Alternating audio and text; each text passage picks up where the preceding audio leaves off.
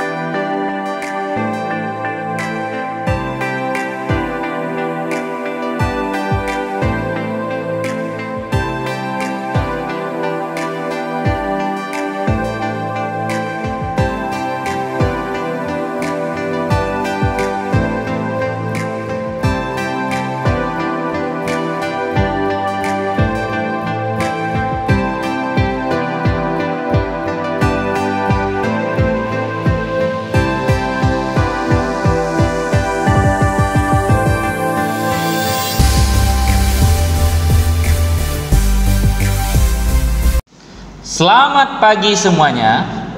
Kembali lagi kita dalam pembelajaran geografi dengan materi kita yaitunya penginderaan jauh. Nah, semoga dengan mempelajari penginderaan jauh ini dapat meningkatkan kemampuan analisis terhadap potensi-potensi yang terdapat di suatu wilayah. Nah, baik, kita masuk saja ke dalam materi kita yang pertama ini. Yang pertama yaitu penginderaan jauh untuk penggunaan lahan pertanian dan perkebunan. Manfaat citra penginderaan jauh dalam pertanian dan perkebunan yang pertama adalah mendeteksi tingkat kerusakan tanaman. Kenapa dia bisa mendeteksi tingkat kerusakan tanaman ini? Karena kita melihatnya dari citra satelit atau udara. Berikutnya adalah memprediksi kecepatan perubahan jenis tanaman. Yang berikutnya adalah menghitung jumlah pohon. Nah, kenapa bisa menghitung jumlah pohon? Karena kita bisa melihatnya dari atas. Ini khusus untuk perkebunan. Selanjutnya adalah dengan penginderaan jauh ini dalam pertanian dan perkebunan kita dapat pemilihan tanaman yang siap dipanen. Karena kita sudah bisa melihat mana tanaman-tanaman yang sudah siap dipanen dari penginderaan jauh tanpa perlu survei lapangan. Jadi menghemat tenaga dan karyawan sebenarnya ya. Berikut adalah menghitung perubahan serta alih fungsi lahan pertanian. Nah, jadi dengan adanya penginderaan jauh ini sebenarnya pemerintah itu sudah bisa melihat daerah-daerah yang seharusnya tidak dibangun oleh masyarakat sekarang sudah dibangun. Jadi kalau kita melihatnya secara cepat, kita seharusnya bisa bertindak secara cepat. Contohnya daerah persawahan yang ditimbun oleh masyarakat yang dijadikan sebagai areal permukiman atau industri itu seharusnya cepat dipantau oleh pemerintah. Jangan dibiarkan berlarut-larut sehingga akan mengurangi potensi pangan di negara kita, khususnya negara Indonesia, karena lahan pertanian sulit untuk ditambah. Oke. Berikutnya kita akan melihat manfaat penginderaan jauh ini untuk penggunaan lahan kehutanan. Baik, yang pertama dalam penggunaan lahan kehutanan ini adalah mendeteksi, mengidentifikasi, mengklasifikasi serta mengukur berbagai karakteristik hutan. Berikutnya yaitu dapat memonitor batas fungsi kawasan hutan. Ini yang sangat penting. Dengan adanya penginderaan jauh sehingga masyarakat yang ada di pinggir hutan kita dapat memonitornya. Memonitornya apa? Yaitu apakah ada yang masyarakat ini yang merusak batasnya hutan, sehingga semakin lama batas hutan kita semakin berkurang, khususnya bagi perkebunan, karena perkebunan ini identik sering terjadi konflik dengan wilayah kehutanan khususnya di Indonesia ya.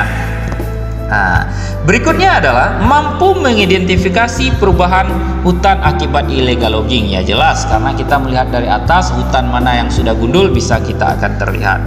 Seperti kita lihat dalam peta hutan Amazon contohnya ya kan.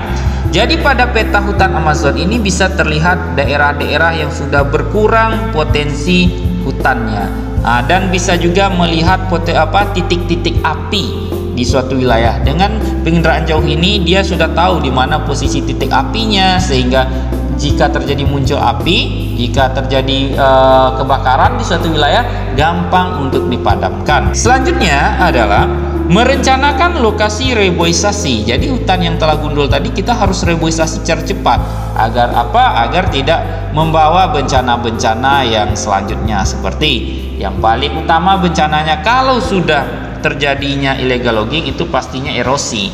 Erosi berlanjut akan menyebabkan longsor. Longsor terus berlanjut akan menyebabkan banjir. Banjir terjadi akan menyebabkan sedimentasi. Maka seluruh bencana itu akan saling kait mengait. Akhirnya jumlah hujan pun dan suhu udara pun di suatu daerah itu akan berdampak. Ini akibat hutan yang telah rusak. Berikutnya adalah mampu melakukan manajemen risiko kebakaran. Baik, yang berikutnya adalah manfaat penginderaan jauh untuk pengembangan transportasi. Perencanaan jaringan transportasi seperti pembuatan peta jaringan transportasi. Jadi dari sini kita bisa membuat peta. Berikutnya, mengidentifikasi faktor-faktor yang menyebabkan kemacetan. Kenapa dia bisa? Karena dia ini bisa melihat lebarnya jalan, bentuknya jalan, kondisi jalan dari udara. Jadi dia sudah bisa menentukan lokasi-lokasi yang akan gampang terjadinya kemacetan. Berikutnya, perencanaan struktur tatanan transportasi berdasarkan skala pelayanan. Berikutnya adalah pemetaan infrastruktur. Jadi di sini citra penginderaan jauh ini erat kaitannya dengan peta ya. Dan yang seperti pembuatan jembatan lah kita lihat ya. Berikutnya adalah berikutnya ini sebagai data akurasi konstruksi pembangunan citra satelit dapat digunakan untuk desain tapak konstruksi, desain perencanaan landscape konstruksi. Jadi seperti ini, pembangunan jembatan ini erat kaitannya dengan konstruksi. Dengan adanya citra penginderaan jauh kita akan bisa mendeteksi atau mengetahui bagaimana kondisi lingkungan atau tempat daerah yang akan kita bangun. Contoh, kita membangun jembatannya di daerah sungai, kita akan membangun jembatannya di daerah rawa. Jadi konstruksinya itu berbeda-beda. Untuk menggampangkan orang dalam konstruksi ini dapat menggunakan data penginderaan jauh. Seperti contoh, konstruksi ini erat kaitannya dengan penggunaan semen contohnya. Jadi semen itu tidak sama jenisnya ya. Ada yang semen yang digunakan untuk air payau, ada yang digunakan untuk air asin, ada yang digunakan untuk di darat, itu beda-beda jenisnya. Silahkan kamu tanya sama toko bangunan, itu ada. Jadi dengan adanya penginderaan jauh kita semakin detail dalam analisis daerah tersebut. Dan yang terakhir adalah tata kelola penginderaan jauh di Indonesia. Komponen penginderaan jauh di Indonesia ini yang pertama adalah pemilik. Nah, pemiliknya ini adalah si 8. Nah, semuanya 8 nanti ya. Pelaksananya juga, pengoperasiannya juga 8, sistem manajemennya juga 8, dan penggunanya. Kalau penggunanya instansi yang membutuhkan, apakah instansi pemerintah, instansi swasta, apakah instansi bagi badan pertahanan atau apa, ini adalah pengguna. Nah, ini bisa kamu lihat di buku cetaknya halaman 109, ini adalah bagannya. Oke. Sekian materi kita untuk penginderaan jauh ini. Demikianlah materi kita untuk pagi hari ini. Dengan mempelajari pemanfaatan penginderaan jauh dapat meningkatkan pengetahuan kita, dapat meningkatkan kecintaan kita terhadap wilayah kita masing-masing. Sekian pembelajaran kita, dan kamu kerjakan tugas yang terdapat pada Edmodo. Terima kasih.